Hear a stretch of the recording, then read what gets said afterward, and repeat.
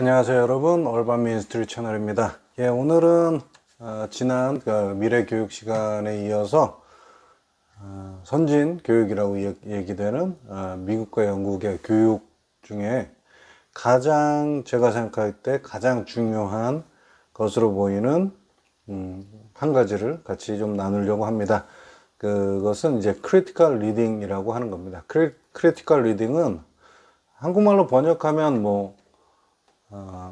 뭐라고 할까요? 비평적 읽기? 이 정도로 번역을 할 수 있을 것 같은데, 사실 이 비평이라는 단어 자체가 한국에서는 굉장히 좀 안 좋은 인상을 많이 가져요. 왜냐하면 그동안의 비평들이 이제 좋은 점보다는 단점, 안 좋은 점, 취약점들을 이렇게 부각시키거나 그런 면으로 사용이 됐기 때문에 비평적 읽기, 비평이다 이렇게 얘기를 하면 비판한다 이런 식으로 생각하는 경우가 많습니다. 그런데 실제적인 비평이라는 것, 비평적 읽기라는 것은 내가 어떤 책을 보든가 아니면 책뿐만이 아니고 어떤 사회 현상이나 이런 것들을 봤을 때 그런 현상이 벌어지는 배경부터 시작해서 한 책에서 작가가 주장하는 그 주장의 배경, 그리고 그 주장의 장점, 강점과 또 약점, 그리고 단점들, 그리고 보완책들을 종합적으로 분석하고 판단하고 생각하는 그런 읽기라고 보시면 돼요. 그래서 비평이라는 얘기는 잘못된 점만을 꼭 집어서 부각시키는 것이 아니라 잘된 점, 그리고 취약점을 다 같이 보고 이해하는 것이다. 이렇게 생각할 수 있습니다. 그렇기 때문에 여러분, 비평적 읽기라는 것이 가장 처음으로 주는 것은 뭐냐면, 비평적 읽기는 작가의 글을 이해하기 위한, 더 잘 이해하기 위한 하나의 방법이라는 거죠. 그래서 한 작가를 딱 봤을 때 그 작가가 책에서 주장하는 바만을 보는 것이 아니고 그 주장을 하게 된 배경이나 아니면 작가의 환경, 작가의 경향들을 종합적으로 생각하고, 그럴 때 이 작가가 주장하는 것이 지금의 사회 현상과 어떻게 매치가 되는지, 아니면 이 사회 현상에 조금 더 나은 어떤 그런 보완책이 있는지, 그런 것들을 전체적으로 살펴볼 수 있는 그런 귀한 읽기 방법, 훈련의 방법이라고 할 수 있습니다. 두 번째로는 이제 크리티컬 리딩을 하게 되면 작가를 이렇게 이해하기 위한 것, 사회 현상 하나를 단편적인 것이 아니라 종합적인 이해를 위한 것뿐만 아니라 그것을 바라보는 나를 또 이해하는 하나의 수단이 될 수 있어요. 왜냐하면 여러분, 왜 사람들이 그런 게 있잖아요. 어떤 사람은 그냥 다 좋아. 그쵸? 다 좋고, 모든 행동이나 그 사람의 외모, 그 사람의 스타일, 그 모든 것이 다 좋아요. 특별한 이유는 없습니다. 그냥 좋은 거예요. 그런데 반대로 어떤 사람은 왜 그런 말씀들 많이 하시죠? 주는 거 없이 싫다. 그 사람이 나한테 어떤 해를 끼친 것도 아니고 나한테 잘못을 한 것도 아닌데 그 사람이 그냥 얼굴이 싫어요. 보기도 싫고, 그 사람의 말투도 싫고, 그 사람이 옷 입는 것도 싫고, 하여튼 하나부터 열까지 다 마음에 안 들어요. 그런 경우가 있습니다. 왜 그런 일이 생기느냐? 그것은 이 사람이 특별히 잘해서 내가 그 사람을 좋아하는 것도 아니고, 이 사람이 특별히 나하고 어떤 잘못이나 억하신 점이 있어서 그 사람을 싫어하는 것이 아닙니다. 이 두 사람을 보고 판단하는 나의 나의 기준에 문제가 있다, 아니면 그 기준에 따른 것이다, 이렇게 얘기를 할 수 있어요. 그래서 내 기준에 부합되는 이 사람은 모든 것이 다 좋은 것처럼 내가 느껴지고, 내 기준에 맞지 않는 이 사람은 어떻게 됩니까? 모든 것이 다 싫게 느껴지는 거예요. 그런데 나중에 상황이 변하거나 어떤 계기가 오거나 그랬을 때 어떻게 됩니까? 나의 기준이 바뀌거나 그 사람들을 바라보는 나의 어떤 생각이나 어떤 상황들이 바뀌면 어떻게 되겠어요? 좋았던 사람도 싫은 사람이 될 수 있고, 싫었던 사람도 좋은 사람도 될 수 있습니다. 그렇기 때문에 뭔가를 바라볼 때 나는 왜 이 사회 현상을 바라보면서 이렇게 생각하고 이렇게 리액션 하느냐, 이렇게 응답하느냐, 아니면 나는 왜 이 작가의 책을 보면서 이 작가의 책에 이것이 이렇게 마음에 들고, 아니면 또 이 작가의 이런 부분들이 나는 왜 이렇게 마음에 안 드느냐. 그것은 나를 이해함으로써 그 리액션이나 나의 행동, 나의 경향을 조금 더 깊이 이해할 수 있고, 이렇게 되면 어떻게 되겠습니까? 자연적으로 내가 가진 틀이나 선입견에서 좀 벗어나서 작가의 주장이나 아니면 사회 현상들을 조금 다른 눈과 다른 관점으로 살펴볼 수 있게 된다는 얘기입니다. 그럼 크리티컬 리딩이 주는 세 번째 이득은 뭘까요? 세 번째 이득은 작가나 자신의 장단점을 이해하잖아요. 그러면 어떻게 되냐면 나와 다른 이야기를 하는 사람들이 있어요.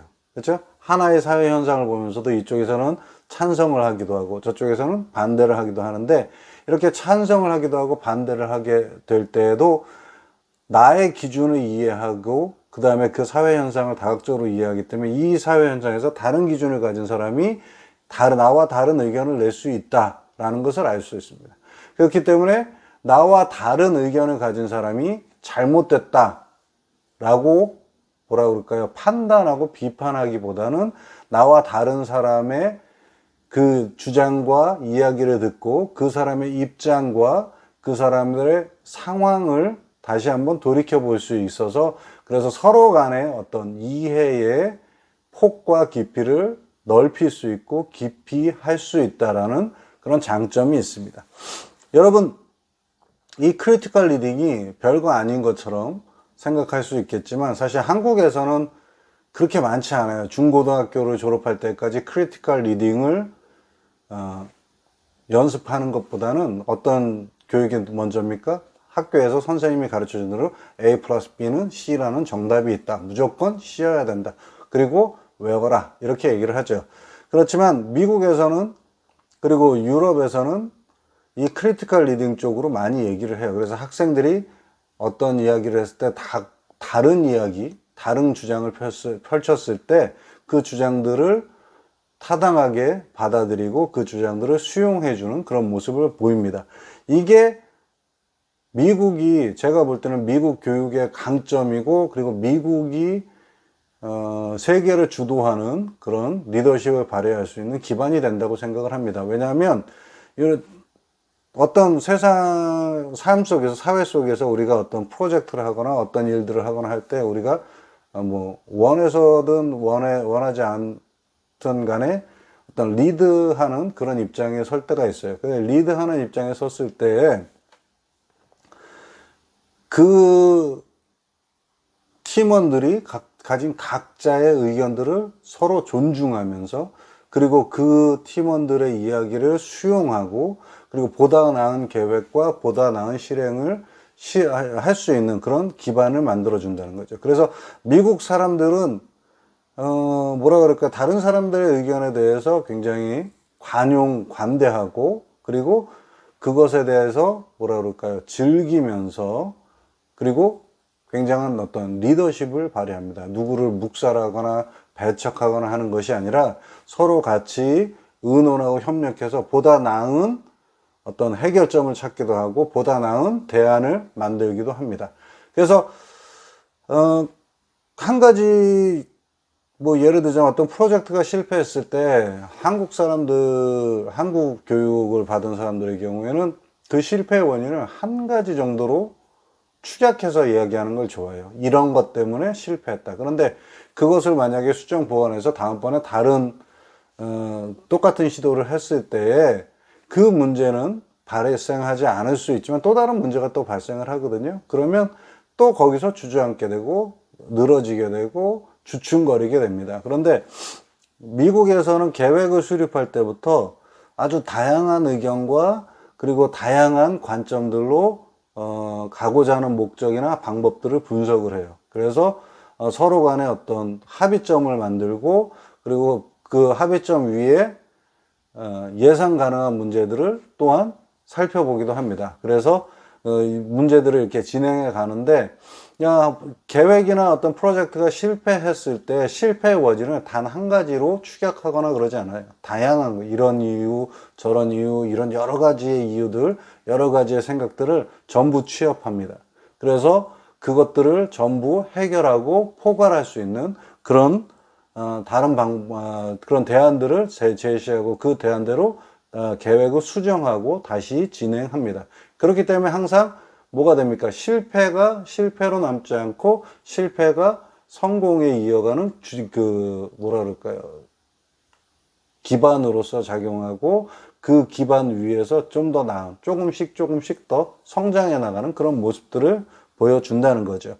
반대로 한국에서는 하다가 한 가지로 의견을 딱 수렴해서 한 가지 원인만을 고쳤을 때 다른 쪽에서 또 다른 문제가 생겼을 때 또 실패한단 말이에요. 가다가 실패하고 결국에는 어떻게 됩니까? 성장해서 나아지는 것이 아니라 떨어지고 가다 스톱 결국에는 흐지부지 되거나 포기하는 그런 일들이 많아요.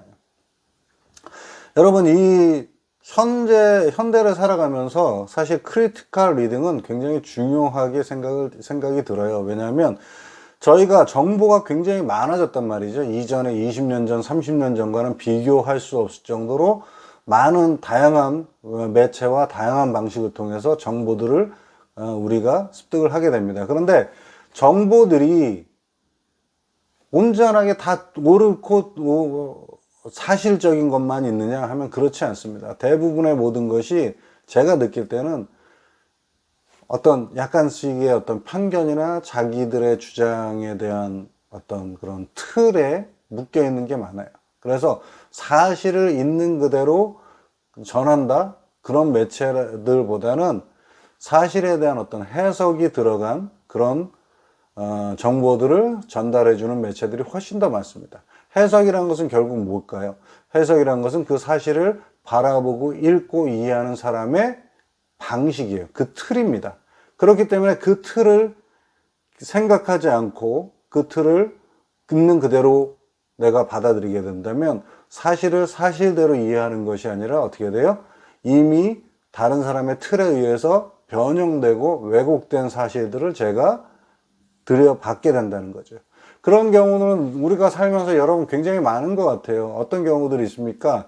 뭐 생각해 본다면 뜬소문 같은 거 있겠죠? 뜬소문이나 가십 같은 거 그런 경우에서 누가 뭐 잘못 오인 체포로 인해서 이제 체포됐다 이런 게 신문 기사에 나왔다고 생각을 해보세요. 그러면 사람들은 뭘 생각합니까? 체포된 상황만을 기억해요. 나중에 오인 체포여서 뭐 다시 저희가 됐다 아니면 혹은 언론사에서 이제 정정 보도라는 것을 하게 되는데 많은 사람들의 기억 속에 정정 보도는 어떻게 됩니까? 남아있지 않아요.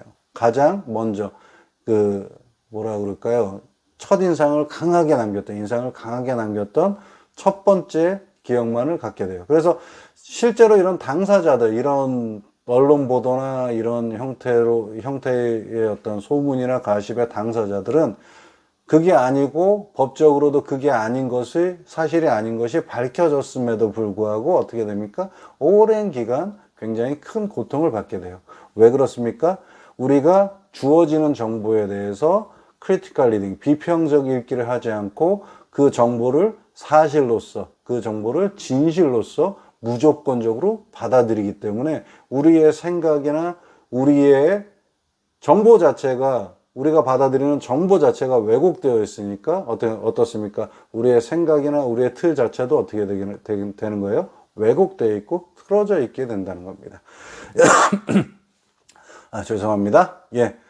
그래서 크리티컬 리딩이 굉장히 중요하고 또한 이것이 몸에 밴 사람들이 리더로서의 삶을 살아갈 때, 리더로서의 어떤 사회를 이끌어갈 때 보다 많은 사람들이 더 좋은 그런 결과와 더 좋은 발전들을 이룩할 수 있다. 그리고 지금 우리가 사는 것, 현재는 내가 뭐 리더의 위치에 있지 않다 할지라도 우리의 현대의 삶이 수많은 정보로 넘쳐 있기 때문에 그 정보를 온전히 해석하고 또한 내가 그렇게 해석하는 나의 경향과 나의 틀을 온전히 이해하는 것이 오늘날 우리의 삶 속에서 굉장히 필요하고 그 필요성은 점점 더 커지어 가고 있다라고 볼 수 있을 것입니다.